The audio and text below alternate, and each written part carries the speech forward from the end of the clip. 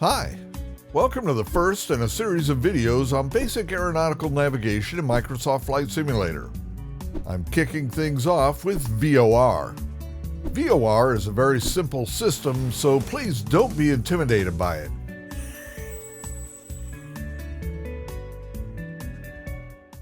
VOR stands for VHF Omnidirectional Range. The VHF part means very high frequency. VHF is a fairly short-range radio technology. Omnidirectional means that it's broadcasting a signal in all directions, omni meaning all. The frequency range for VOR is 108 to 117.95 MHz. VOR is a ground-based radio navigation system for aircraft. Its maximum range is 200 nautical miles line of sight. Line of sight means if there's any obstructions between you and the VOR, like say a mountain, you won't receive the VOR signal. There are three types of VOR classes defined by the FAA. They are high and low altitude and terminal, and each have varying ranges supported as illustrated by this chart. I've never seen a VOR that actually manages a 200 nautical mile range. The sim is fairly accurate when implementing the range on VORs. VOR technology is pretty old at this point, developed by the British RAF as a follow-up to their older OBI navigation system. It was called the GH navigation system and was developed as a refinement during World War II to assist in bombing runs. It entered service in the USA in 1946 as the VOR system. It's received a number of upgrades to the technology over the ensuing years. Today, VOR technology like ADF or automatic direction finder is being phased out in favor of GPS. The FAA has been phasing them out, and today there are less than 1,000 VOR ground stations active in the U.S. Before GPS was made available for civilian use, it was common for pilots to use VOR locations as waypoints as part of their flight planning, and then go from VOR to VOR until they get to their final destination. On a sectional chart, we'll see that VOR beacons are indicated by this symbol here. VORs that are enhanced with DME or distance measurement equipment have this symbol here, and the final version is called VORTAC. This is a VOR that includes DME as part of another system called TACAN, or Tactical Air Navigation System. TACAN allows military aircraft to use these VOR beacons and navigate in civilian airspace. From our perspective, they're the equivalent of the VOR with DME beacon. In FS 2020, one of the bespoke airports in the U.S. is the Seattle-Tacoma International Airport. It has a VORTAC ground station adjacent to the runway that's very nicely detailed so you can see what one of these looks like. They're not always by airports, and in fact the one we'll use for this video is located kind of out in the middle of nowhere. I've chosen it because the sectional chart for the area around it's not very busy, and it's pretty easy to read in case you're not used to looking at sectionals. They can be a little intimidating with the amount of information they pack into these charts. It's also on top of a mountain, and that will extend its range. This is the Fillmore, California VORTAC. As a VORTAC, it includes DME. It's also on the top of a mountain, so we can receive it from quite a ways away with no obstructions. Using little nav map, we can see the actual range of the VOR like this. For the FIL VORTAC, it has a range of 40 nautical miles. The first aircraft we'll be using for this tutorial is the Cessna 152. This aircraft has a traditional set of steam gauges and lacks a DME transponder, so we won't be able to get distance data using the steam gauge aircraft. It does include two CDI or course deviation indicator instruments. The top one uses the NAV1 radio and the bottom one uses the NAV2 radio. We'll be using the top one that's tied to the NAV1 radio. I'll also cover how to use VOR with the Garmin G1000 and the Cessna 172, which does include a DME transponder, so you'll get to see how that's used. However, it should be noted that none of the aircraft included in the base version of the simulator include a standalone DME transponder. You might ask yourself, why bother to learn about this outdated, obsolete navigation technology? One reason is that not all aircraft are equipped with GPS technology, and you might find yourself in need of an understanding of VOR. Another reason is that not all countries operate their own GPS satellite arrays, and as such are at the mercy of the country that owns the array that they do use. In the event that the array's owner decides to terminate the service to your country, the VOR will be a nice backup technology. If you were going for your check ride in real life for your private pilot's license, it's highly likely that your instructor will test your knowledge of this system. There is also the pure love of aviation and the desire to know as much as possible about all of these systems. Let's look at the sectional for the VORTAC that I'm going to use for my examples. This is the Fillmore VORTAC. The VORTAC symbol is encircled by a compass rose.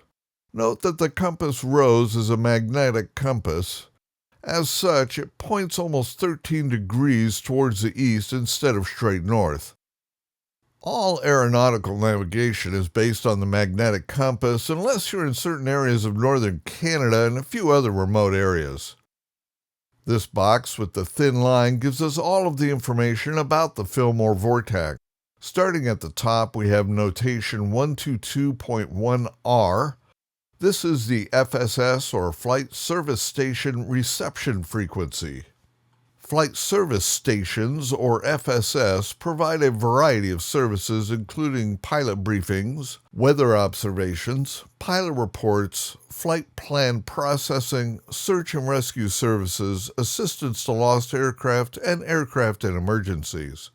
Normally, you'd communicate with FSS through the frequencies shown on the sectional chart with your comm radio. The flight service frequencies are listed in a box above certain VOR stations. The most common frequencies are 122.2, 122.4, or 122.6 MHz. At times, because of the aircraft altitude or distance from the station, you may not be able to receive and transmit on the same frequency. To increase reception range, some flight service stations are also able to transmit over VORs and other nav aids. A full discussion of FSS exceeds the scope of this video. The notation R shown after the frequency indicates receive capability, i.e. 122.1R, and this means the FSS can receive on 122.1 MHz and transmit over the VOR frequency, which is 112.5 MHz in our example here. With all of that being said, it should be noted there are no FSS systems implemented in the sim. The first item in the box is the name of our VORTAC, in this case it's Fillmore. Following that is the frequency of the VOR that you'll dial into one of your nav radios in order to use it. Following that is a TACAN channel number, and if you were using military aircraft with a TACAN transponder, you would set it to this channel to use this VORTAC. This is not currently implemented in the sim, and it really only applies to military aircraft anyway. Following that, we have the three-letter VOR ID, which in this case is FIM. And our penultimate item here is the Morse code for the three-letter ID for this VOR. If you look at a Morse code chart, you'll see that ... is F, ... is I, and ... is M. We can listen to our nav radio and hear this value so we can double check that we're tuned to the correct VOR. Finally, below the box is the name Hawthorne, and this is the name of the flight service station radio that is providing voice services for the FSS.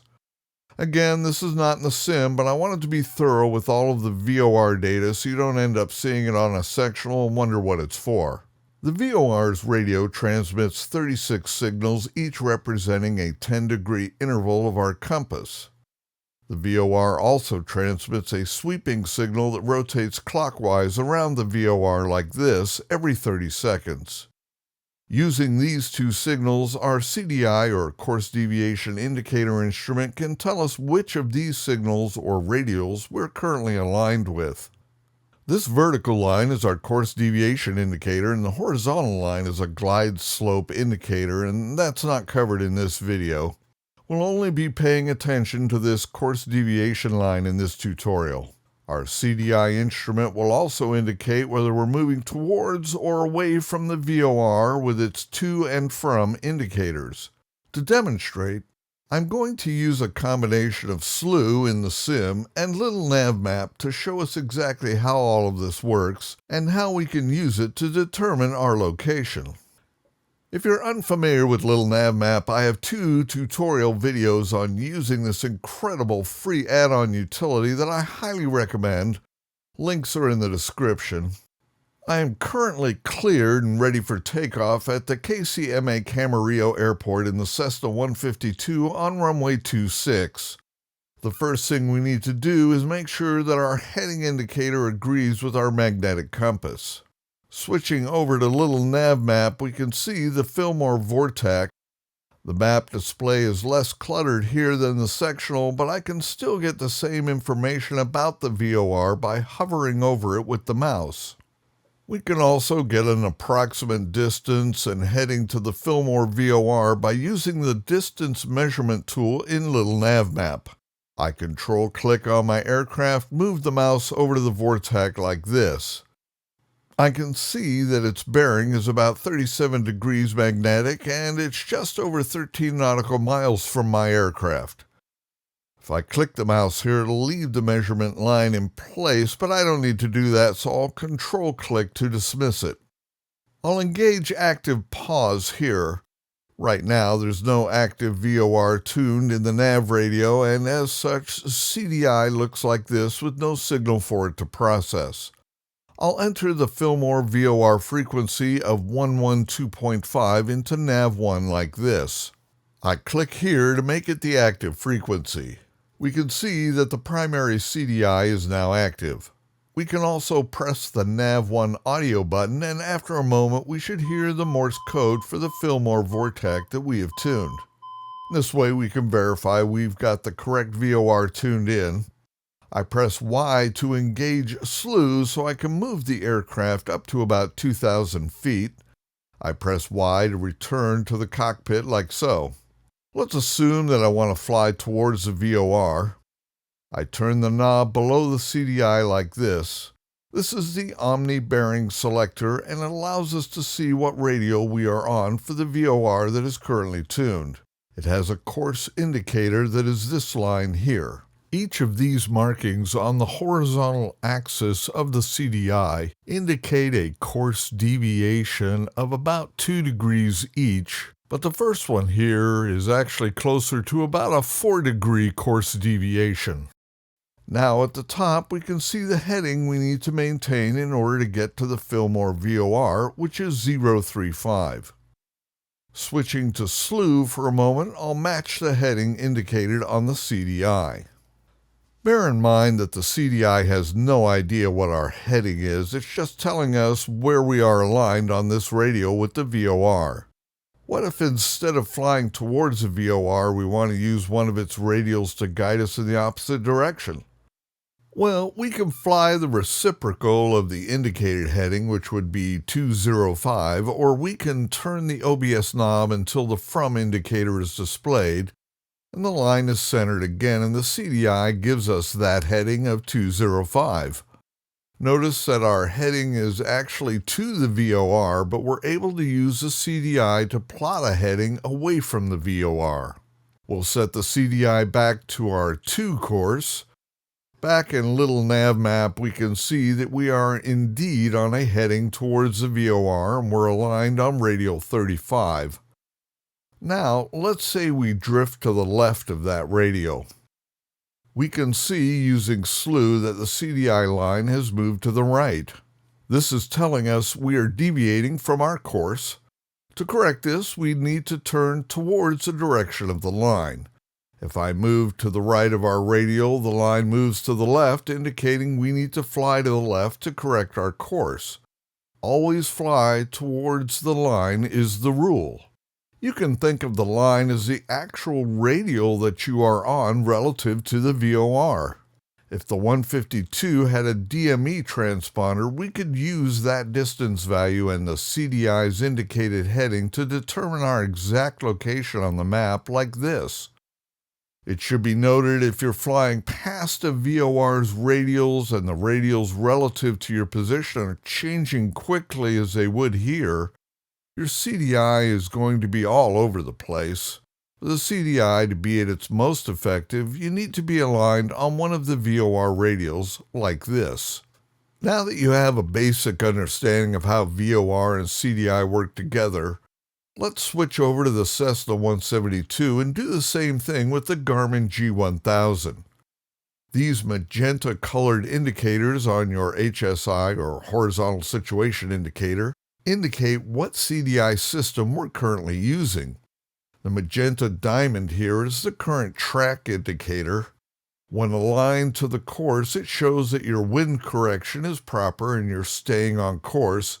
If it's off to one side or the other, you have a direct indication of your intercept angle if you're approaching the course, or your deviation angle if you're going away from it. It's very useful if you're deviating from the radial or course and need to come back to it and intercept it. If you're attempting to intercept the radial or course after deviating from it, it might be tempting to intercept it at a 90-degree angle, but you'll overshoot the radial by doing that, so it's always best to use a 45-degree intercept angle. That way you have time to slow your turn and get back on the radial or course. By default, our CDI uses GPS, which is indicated here. At the bottom of the PFD is a soft key marked CDI. Clicking the soft key, we can cycle between the GPS, VOR1, and VOR2. When we switch to the VOR1 or VOR2, the CDI's color changes to green to show us we're no longer using GPS. However, the course value indicator and current track diamond indicator will both stay magenta. Just as in the 152, each of the two VOR CDIs are tied to their respective nav radios. Again, we'll use VOR1 that's tied to NAV1, and once again, we are at KCMA Camarillo Airport, cleared for takeoff on runway 26. Since the G1000 uses a magnetometer to determine magnetic north, we don't need to verify its agreement with our magnetic compass here. If you need help using the G1000, I have a tutorial on it that's linked in the description. I'll tune the G1000 to the Fillmore VOR frequency of 112.50. The outer portion of the knob sets the megahertz value and the inner portion sets the kilohertz value.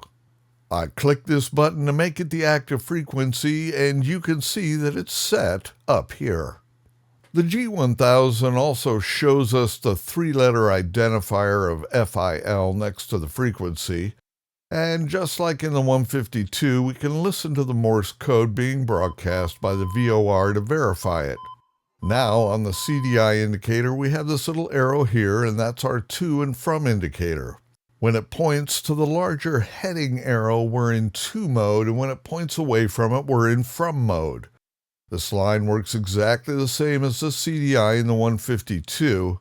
We use our course knob over here to adjust the CDI until the line is no longer broken and we have our heading for the VOR.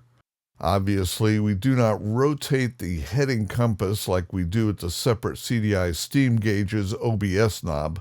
We can also just click the center of the course knob and the G1000 will automatically set the CDI for us in a 2 configuration. Very nice. Again, just as in the 152, we can think of the CDI line as an extension of the radial that we're aligned on. So if we deviate to the right of the radial, the line moves to the left, indicating we need to fly to the left and get back on the radial. Obviously, the same is true for the opposite condition when we move to the left of the radial. Since the G1000 has a built-in DME, we can click the PFD soft key here, then the DME soft key to get our distance. It shows us that NAV1 is tuned to 112.5 MHz and we're currently 13.3 nautical miles from the VOR. The DME soft key only shows DME data for NAV1. You can see DME data for NAV1 and NAV2 using the bearing soft keys marked bearing 1 and bearing 2. They'll also show the VOR ID but not the NAV radio frequency. Subsequent presses of either bearing soft key will cycle through the NAV1, NAV2, GPS, and ADF displays. You can see a blue arrow in the bearing display box as well as a white circle that appears in the heading compass when a bearing display is active. The blue arrow indicates the bearing of the element that the bearing soft key is set to. Bearing soft key 1 has a single arrow leg like this, while bearing soft key 2 has a double one like this, so that you can differentiate them on the heading compass. It should be noted that the distance indicated by the DME includes the angular distance to the VOR ground station. If you draw a line from the aircraft to the VOR like this, that's the distance being reported, not a straight line along the ground like this. Okay, that's it. You should have enough information to use a VOR in the sim. I hope this video helps someone out there. If you liked the video, please hit the like, as that really helps. And until the next video, take care.